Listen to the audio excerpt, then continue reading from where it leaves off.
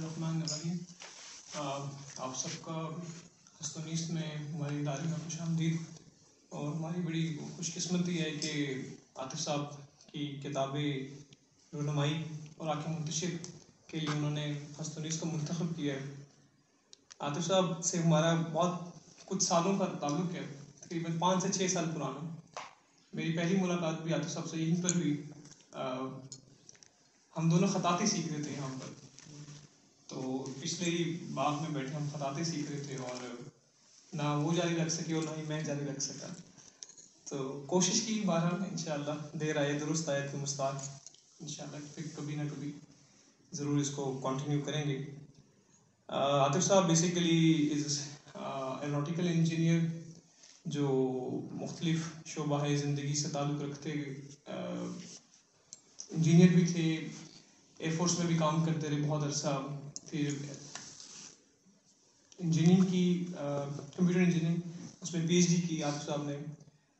پھر بہت سے تعلیمی اداروں سے منسلک رہے ہیں، یونیورسٹیز میں، کالجز میں، اندرون ملک اور بیرون ملک دونوں. اور آج کل میرے خیال میں آسٹریلیا میں مقیم ہے ماشاءاللہ. ان کی کتاب اور آنکھیں منتشر میں نے جب پڑھی تو میرے لیے ایک بڑی کیا کہتے ہیں نئی چیز تھی، کیونکہ جب میں افسانے پڑھتا تھا تو مجھے منٹو کی یاد آتی تھی. افسانے مطلب چھوٹے چھوٹے سے پیسیجز میں، کہیں بہت مختصر، کہیں 2 صفحات کے، کہیں 3 صفحات کے، کہیں 4 صفحات کے. اور جب میں تحریر پڑھتا تو مجھے مختار مسعود کا خیال آتا تھا بائی ڈیفالٹ، کیونکہ نثر میں مجھے پتہ نہیں کیوں لگا کہ وہ بہت ہی خوبصورت نثر لکھی گئی ہے، اور ایک ایک جملہ کبھی کبھار آپ کو رکنے پر، سوچنے پر، پھر سمجھنے پر مجبور کرتا ہے.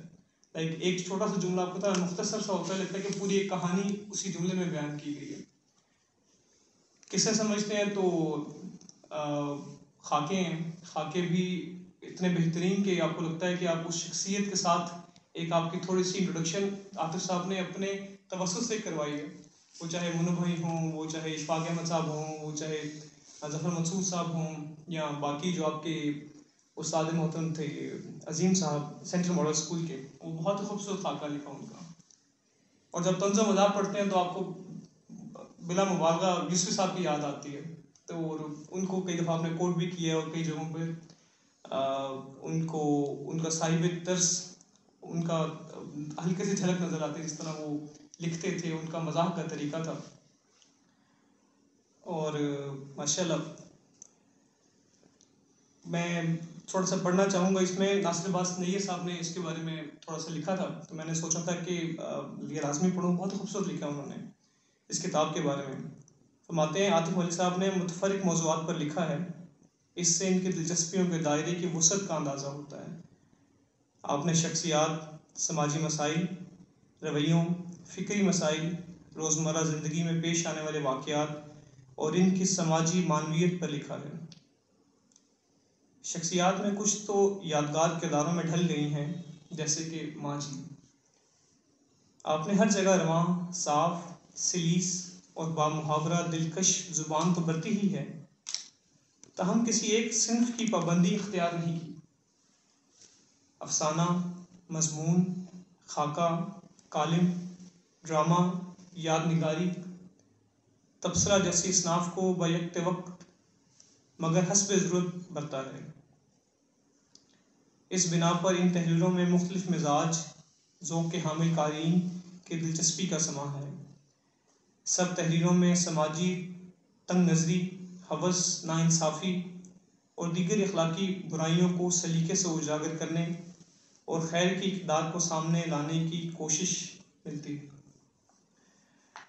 یہ کتاب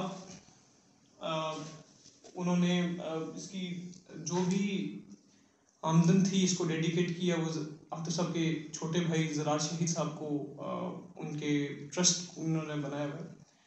اور ان کا ایک خاکہ ہے جو ماجی کے نام پر ہے، ان کی والدہ محترمہ کے. ان کی ہمت اور ان کی جذبے کی پوری ایک داستان ہے جو اس میں رقم کی گئی ہے. اس کی تمام آمدن، اس کے تمام معاملات سب جو ہیں وہ زراعت شہید ٹرسٹ کو جاتے ہیں. اور آپ سب سے گزارش ہے کہ کتاب لازمی خریدیں، پڑھیں، جو آپ کے ذوق مطالعے کی تسکین بھی کرے گی، اور ساتھ ہی ساتھ ایک اچھے کاز کے لیے، ایک اچھے نوبل کاز کے لیے اس کو سود مند بھی ہوگی اور فائدہ مند بھی ہوگی.